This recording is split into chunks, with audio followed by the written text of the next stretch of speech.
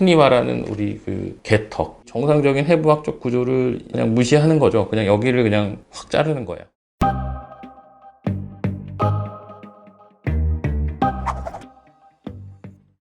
안녕하세요. 이유구강암면외과 신의진 원장입니다.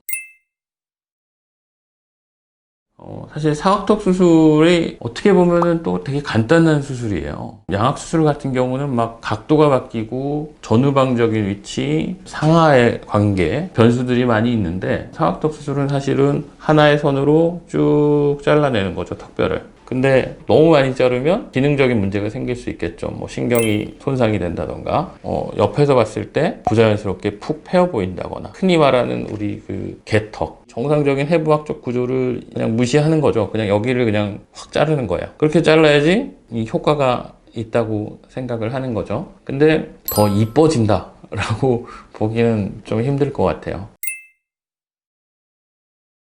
우리가 이걸 턱뼈를 빼놓고 밖에서 이렇게 자르는 게 아니기 때문에 시야도 좋지가 않고 기구도 접근 각도가 숙련되지 않으면 잘못하면 과절제되거나 과소절제될 수 있는 경향이 높거든요. 그래서 절제를 할 때는 한계를 정해야 된다고 생각해요. 저는 일단 첫 번째는 어느 정도까지 잘라도 될 것인가. 있을 법한 얼굴이 돼야지 세상에 없는 얼굴은 그런 얼굴을 추구하는 사람도 있는 것 같아. 내가 볼 때는 있는 것 같은데 저는 그런 얼굴이 아름답다고 생각하진 않아요. 저는 그 자를 때 이제 각도가 숙련되지 않으면 어느 부분은 갑자기 확 쥐판 모은 것처럼 들어갈 수도 있고 어느 부분은 또 너무 안 잘리고 그럴 수도 있어요.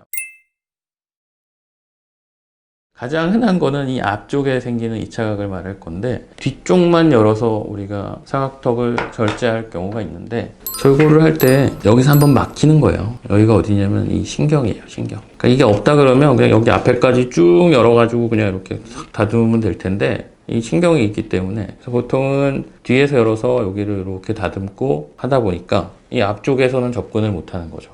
그러다 보니까 여기서 어떻게 보면 각이 생기는 거예요. 그래서 이렇게 자르면 개턱이 되는 거고 그러면서 앞에 2차 각이 생기는 거고요. 여기서 조금 더 이제 각도를 눕혀서 할수록 좀 더 자연스럽게 되는 거죠. 근데 이제 이렇게 하고 조금 이걸 보완할 수 있는 방법은 저희 같은 경우는 앞턱을 열어가지고 여기를 조금 더 다듬어요. 근데 보통 이제 이 뒤에서만 하는 방법으로도 약간의 이제 턱이 뭐 느껴질 수는 있겠지만 이 부분은 시간 지나면서 대부분 다시 이제 뼈가 재형성되면서 없어지는 경우가 많고요.